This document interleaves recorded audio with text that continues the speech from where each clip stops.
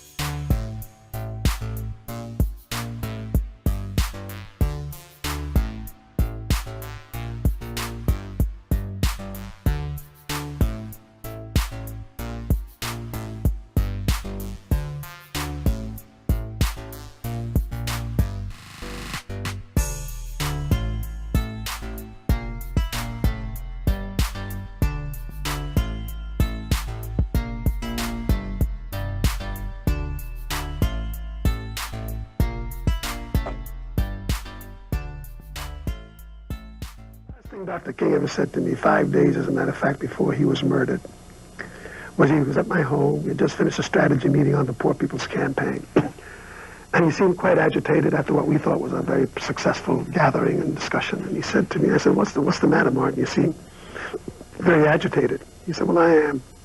Because I've come upon a thought that I don't know how to deal with at this moment. I said, well, what is it? He says, we fought long for integration. It looks like we're going to get it. I think we get the laws. He says, but I'm afraid that I've come upon something I don't know quite what to do with. I'm afraid that we're integrating into a burning house. I must confess that that dream that I had that day has at many points turned into a nightmare.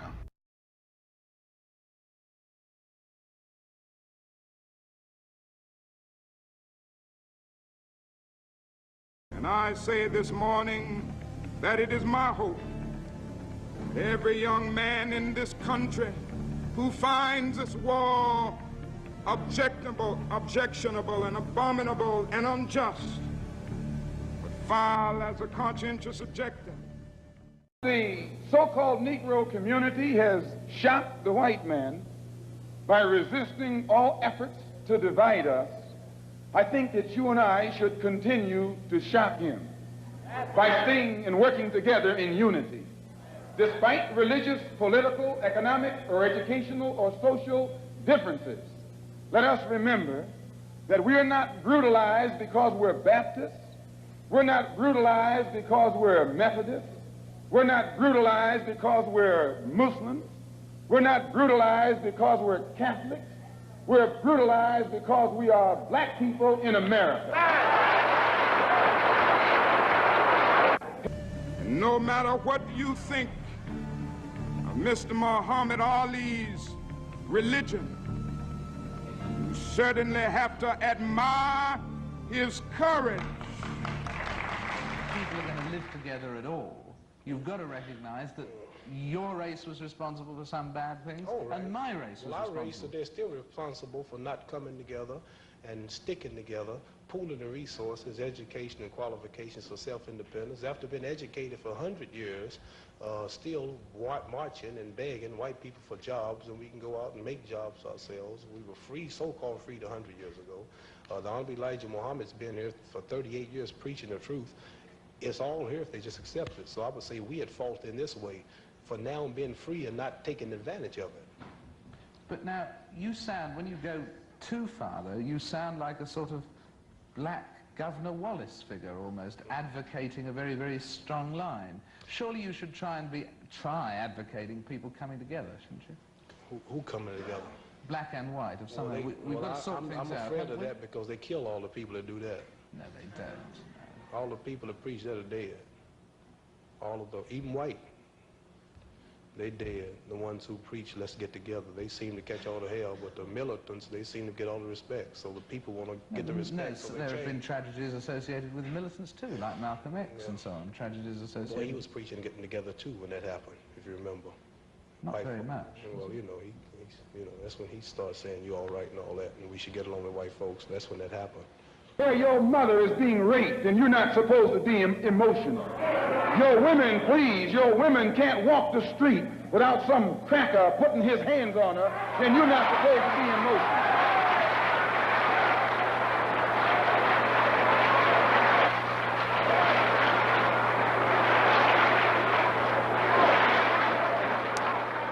At the very same time that America refused to give the Negro any land, through an act of Congress, our government was giving away millions of acres of land in the West and the Midwest, which meant that it was willing to undergird its white peasants from Europe with an economic floor. But not only did they give the land, they built land-grant colleges with government money to teach them how to farm. Not only that, they provided county agents to further their expertise in farming. Not only that, they provided low interest rates in order that they could mechanize their farms. Not only that, today many of these people are receiving millions of dollars in federal subsidies not to farm, and they are the very people telling the black man that he ought to lift himself by his own bootstraps. And this is what we are faced with, and this is the reality. Now, when we come to Washington, in this campaign, we're coming to get our check.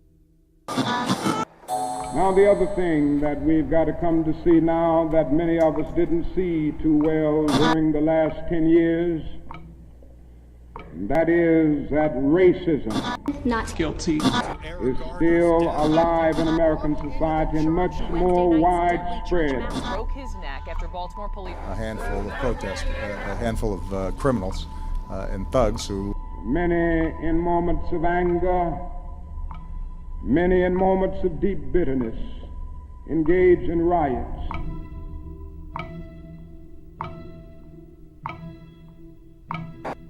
And as long as America postpones justice, we stand in the position of having these recurrences of violence and riots over and over again. Social justice and progress are the absolute guarantors of riot prevention. Mr. Gray's death was a homicide. The Negro was freed from the bondage of physical slavery. The athletes marched onto a stage. But at the same time, the nation refused to give him land to make that freedom meaningful. Freedom without land to cultivate. Freedom and famine at the same time. And create jobs for our people. The Negro is to be free. He must move down into the inner resources of his own soul and sign with a pen and ink of self-assertive manhood his own emancipation proclamation.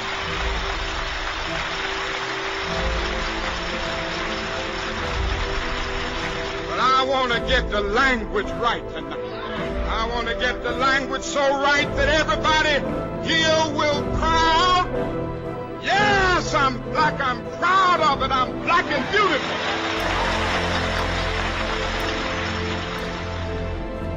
Individually, we are poor when you compare us with white society in America. We are poor. Collectively, we are richer than all the nations in the world with the exception of 9. That's power right there if we know how to prove it. We begin the process of building a greater economic base. And at the same time, we are putting pressure where it really hurts. We don't have to argue with anybody. We just need to go around to these stores and to these massive industries in our country. Say, God sent us by here to say to you that you're not treating his children right. We come by here to ask you to make the first item on your agenda fair treatment where God's children are concerned. Now, if you're not prepared to do that, we do have an agenda that we must follow. Our agenda calls for withdrawing economic support from you. We mean business now, and we are determined to gain our rightful place. Who was working against Dr. King in his own office back in Georgia? One of those pimping pastors who was so mad at King because he was getting all the attention and dared turn the church into a revolutionary force instead of a let's just get ready for heaven force. Because you know he had to fight the elders in the church. They couldn't stand Dr. King. Because he said, we can't just sit here and talk about Jesus and not work. Dr. King was not a nationalist, but I respect him. He went to Marcus Garvey's gravesite in Jamaica right after Malcolm died, before he was killed. And he said Marcus Garvey was the first significant leader to organize black people in America. And people around King said that when he came back to America after visiting Mr. Garvey in Jamaica, his grave, they said he started giving speeches like Garvey. And that's where the CIA and FBI moved in on King. You got to read King's speeches the last year of his life. See, the white man handpicked speeches for y'all to read. When you get a Dr. King CD, he handpicked I Have a Dream, Mountaintop. He don't give you the good stuff. He don't give you that Marcus Garvey Dr. King. He give you King the Integrationist. That's why you got to get the anthology of all of King's speeches and read the ones at the last year. Stop being lazy. Read that last year of Dr. King. You would think you're reading Marcus Garvey or Malcolm. What did Marcus Garvey say?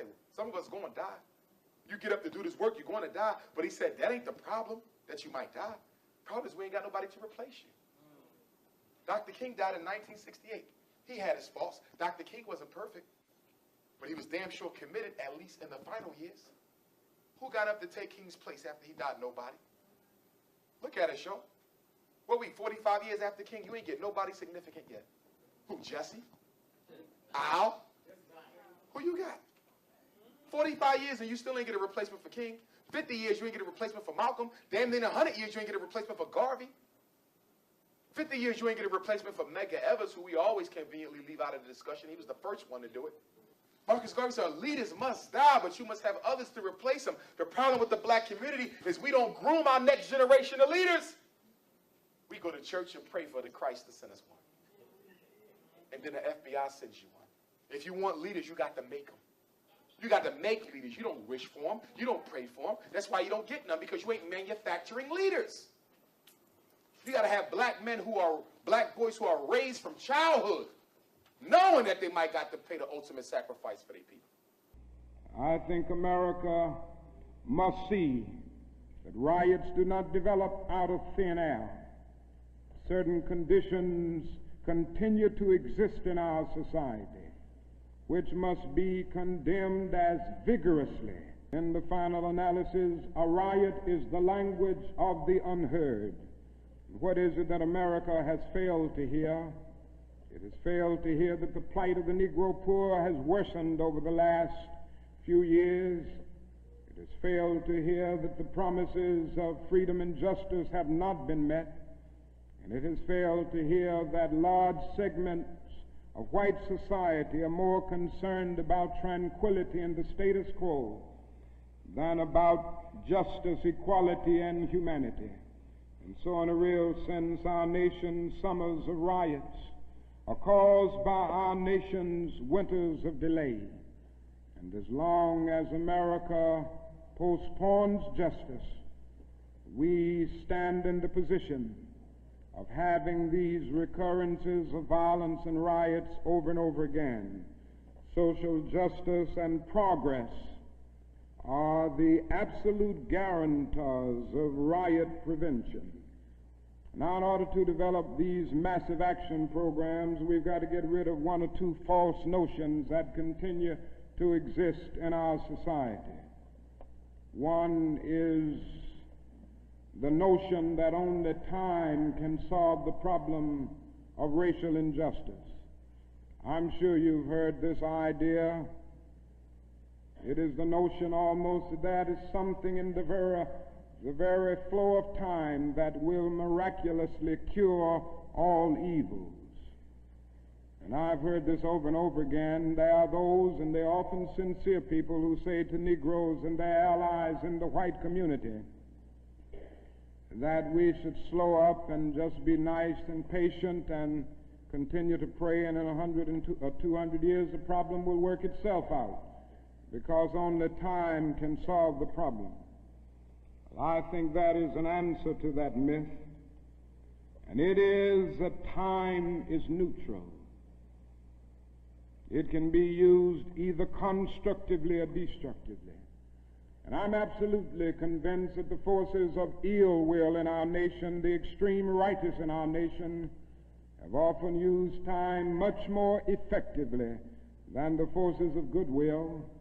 And it may well be that we will have to repent in this generation, not merely for the vitriolic words of the bad people and the violent actions of the bad people, but for the appalling silence and indifference of the good people who sit around and say, wait on time. Somewhere we must come to see that social progress never rolls in on the wheels of inevitability. It comes through the tireless efforts and the persistent work of dedicated individuals, and without this hard work, time itself becomes an ally of the primitive forces of social stagnation. And so we must help time, and we must realize that the time is always right to do right. And that is that although it may be true that morality cannot be legislated, behavior can be regulated. Even though it may be true that the law cannot change the heart, it can restrain the heartless. Even though it may be true that the law cannot make a man love me, it can restrain him from lynching me, and I think that's pretty important also. Now, I'm convinced that we still need strong civil rights legislation. Led by Dr. King, came to finish what James Meredith had started. But this time, they were joined by SNCC and its youthful leader, Stokely Carmichael. You have two generations, the generation that Martin Luther King Jr. represents and the generation that Stokely Carmichael represents. And Dr. King's message was really wearing thin in this latter half of the 1960s, particularly because there's so much violence. As the violence grew, the willingness to be passive declined. Expression of our determination to be free. No one in this country is asking the white community in the South to be nonviolent, and that in a sense is giving them a free license to go ahead and shoot us at will. Just don't see it as a way of life. I never have. The Meredith March is where Stokely Carmichael becomes an icon. No one in this country is asking the white community in the South to be nonviolent, and that in a sense is giving them a free license to go ahead and shoot us at will. Carmichael and the militant activists, they're thinking that civil rights has not gone far enough. They want liberation and freedom now. What do you want? What do you want? When do you want it? How much of it do you want? That tells me that you're going to march with us, and we're going to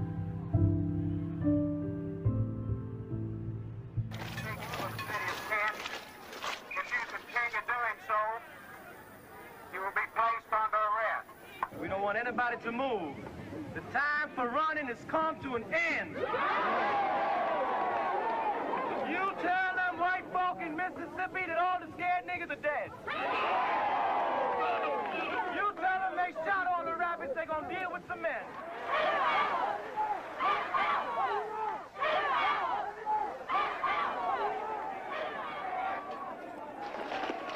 Mississippi state troopers who had once been assigned to protect the marchers now took another stance. I want to get this over because this is important. We're going to stick together. If necessary, we are willing to fill up all of the jails in the state of Mississippi. And I don't believe they have enough jails to hold the people if they try to arrest us here.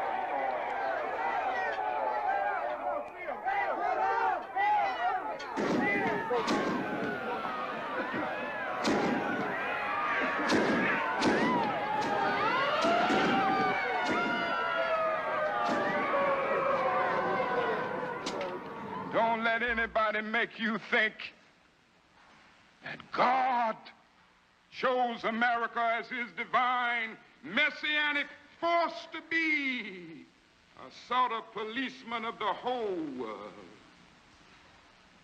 God has a way of standing before the nations with judgment, and it seems that I can hear God saying to America, you are too arrogant. If you don't change your ways, I will rise up and break the backbone of your power, and I'll place it in the hands of a nation that doesn't even know my name. Be still and know that I'm God.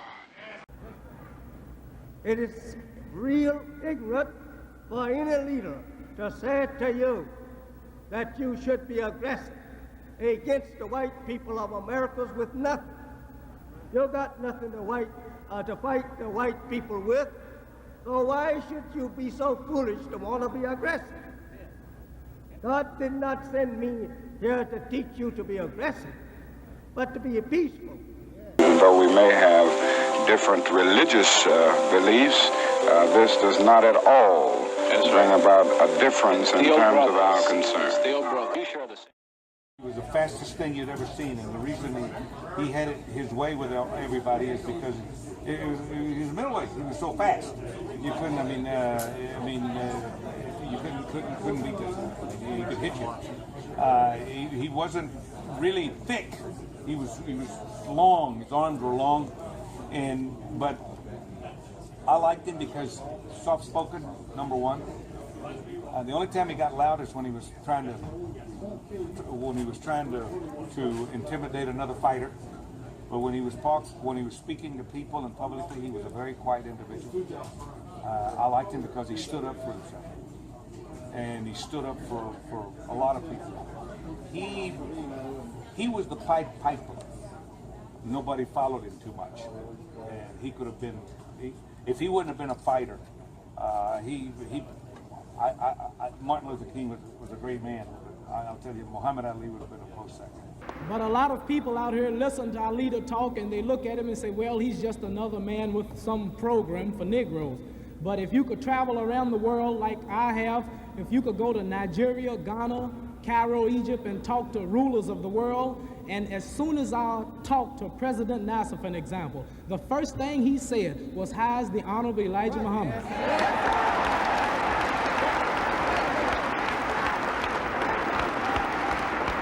No leader, I'm not naming no organizations, I'm not naming no leaders, but I've been all over into the deepest parts of Africa and Egypt, all back in various countries in Egypt, and everybody know and are talking about the Muslims in America. Yes, everybody.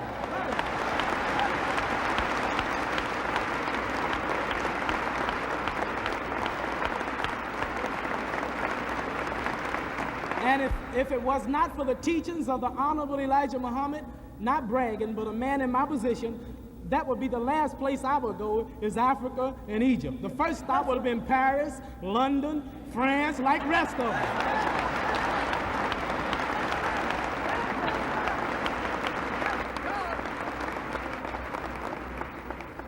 The Muslims that control the pyramids for sightseers, they pulled the rock out of the pyramid and gave it to me to bring back for all of the Muslims here to have. It weighs 2,500 pounds. The actual rock from a pyramid from Egypt. They said they've never done nothing like it before, and if I wasn't a Muslim, I wouldn't have got it. Say that I felt so guilty and I felt so greedy receiving all of the gifts because I was a Muslim, and if it wasn't for the Honorable Elijah Muhammad, I never would have heard about this or even thought about going to these countries. And this is a golden Muslim mosque that was presented to me by the Islamic Council of all Egypt.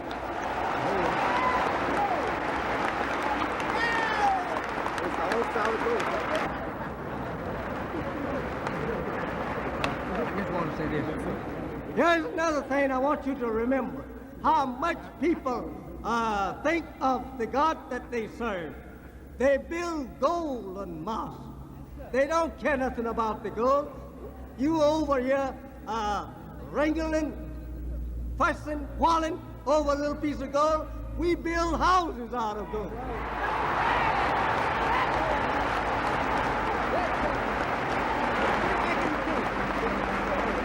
I gave it to him, yeah. Give it to me. Give it to you. And I want one more thing to say I haven't explained it yet. And this mosque, I'm very honored, and I hope that he will receive it. This is a gift, our leading teacher, for waking all of us up, because we were in a bad state of condition before we heard him. Yes, sir!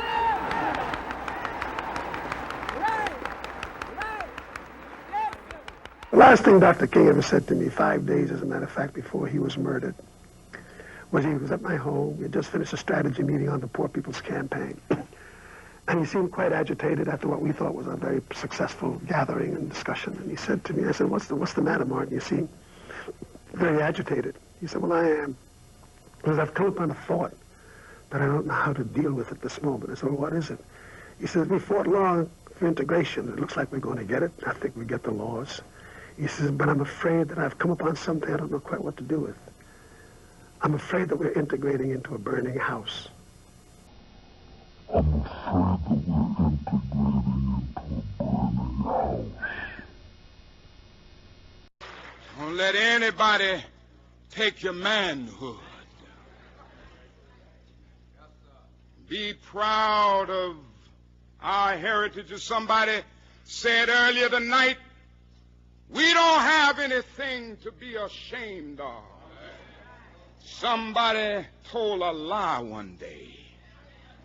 They couched it in language.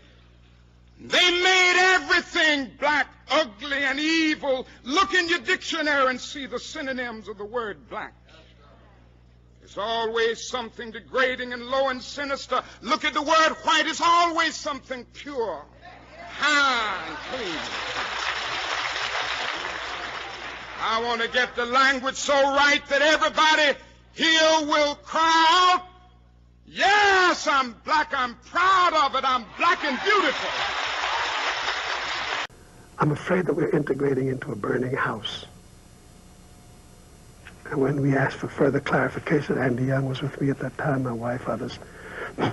He said America's lost whatever little moral vision it had. Its moral sense has run away from the nation. And a nation that is not governed by morality and moral principles is a nation that's headed for an abyss. And I think black people who have been struggling to get into this system, maybe getting into a system that in the final analysis is a Sodom and Gomorrah, will not work. Because its selfish goals, its need for profit, its need for supremacy, its need to be the best, has clouded its moral vision. And with no moral vision, no nation can be healthy enough to lead its people anywhere except to destruction. All we say to America is be true to what you said on paper.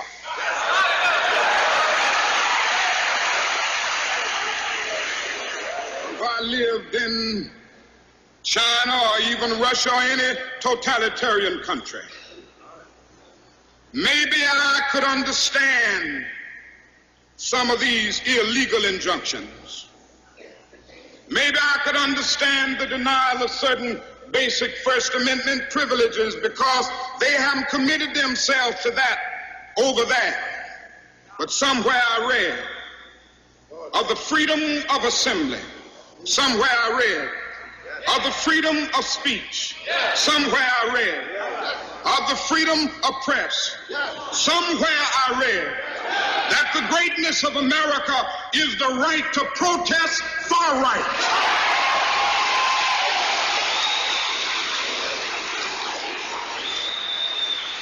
And so just as I say we aren't going to let any dogs or water hoses turn us around, we aren't going to let any injunction turn us around.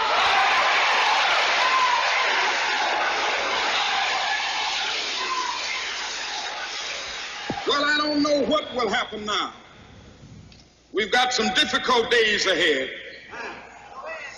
But it really doesn't matter with me now because I've been to the mountaintop.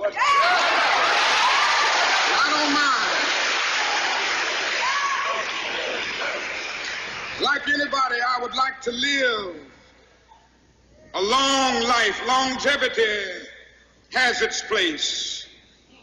But I'm not concerned about that now. I just want to do God's will. And He's allowed me to go up to the mountain. And I've looked over and I've seen the promised land. I may not get there with you, but I want you to know tonight that we as a people will get to the promised land.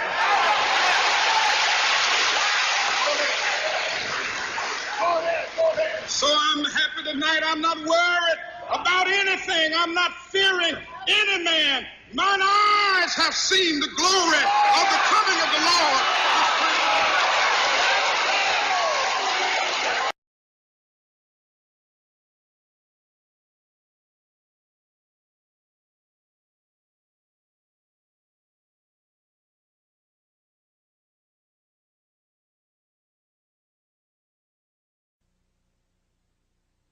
This is a CBS News special report.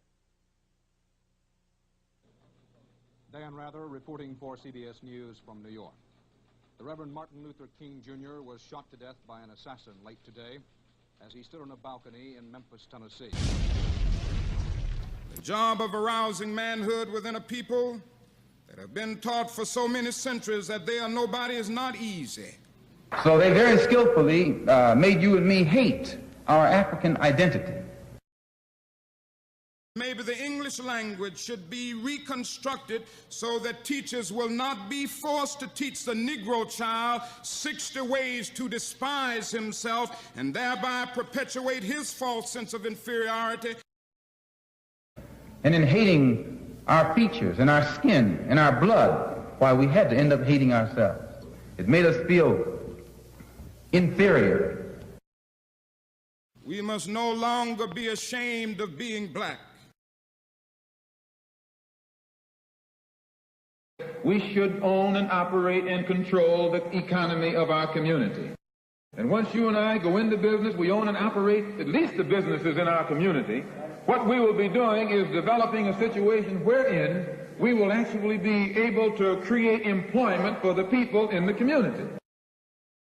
We hope to build housing from Mississippi to North Carolina using Negro workmen, Negro architects, Negro attorneys, and Negro financial institutions throughout, and with millions and millions of dollars in income coming to the Negro community.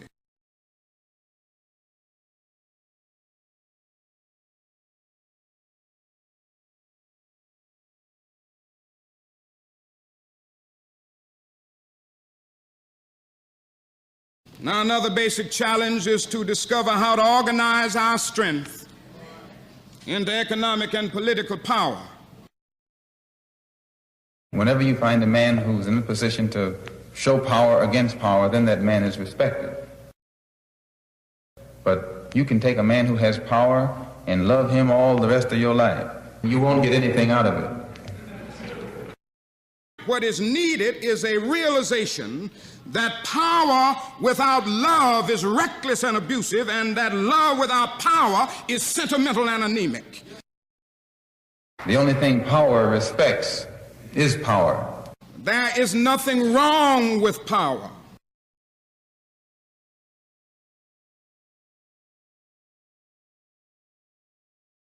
They would drop bombs on African villages that would blow that village apart and everything in it.